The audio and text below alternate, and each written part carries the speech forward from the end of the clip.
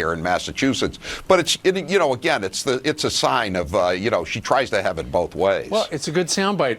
Rendell also points out that Warren criticized Biden for his swanky private fundraiser, which, as it turns out, Mr. Rendell actually threw, and then did some investigating into the people at Joe Biden's fundraiser. A bunch of them had actually donated $2,000 to, wait for it, Elizabeth Warren. This is the way she operates, Steve. I remember the first Senate campaign. She went on MSNBC and they said, "Do you own any stocks, Ms. Warren?" And she said, "No, I don't own any stocks, just mutual funds." Right.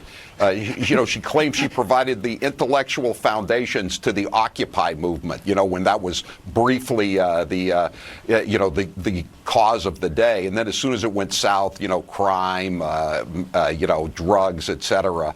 She said, someone asked her, "Did you say you supplied the intellectual foundation?" I don't remember saying that.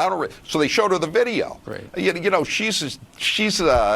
She's not a nice person. She was playing it safe last night. I think she's just waiting for, with the three top contenders, right. Bernie, Biden, and her. She's the spring chicken. She's only 70. I think she's waiting for the other two to stumble even further. Howie, does it work? She wasn't saying anything. Does it work? Because the average American might not be reading all the newspapers, might not be keeping up with all the different fundraisers. They might just watch the debate and they hear her talk about denouncing big money, and then they're like, "Oh, right. I don't have a lot of money in my bank account. I like her. Check."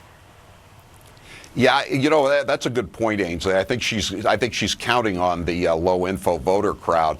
But the problem is, some polls have asked the respondents, who's your second choice? Right. And she's not the second choice of many Biden people. She's the second choice of a lot of Bernie people. Yeah.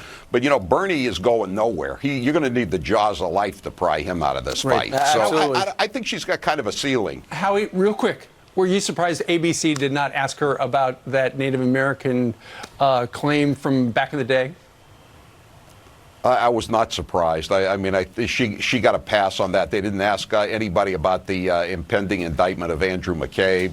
I mentioned, though, Felicity Huffman, she must have been heartened last night when Joe Biden said he doesn't think people should be in prison for nonviolent crimes. That's true. Maybe her lawyer will cite that this afternoon in Boston here. Right. That'll be very interesting. So you could rob a bank. You should be out of prison. Howie Carr, unless you get violent. Yes. Thank you.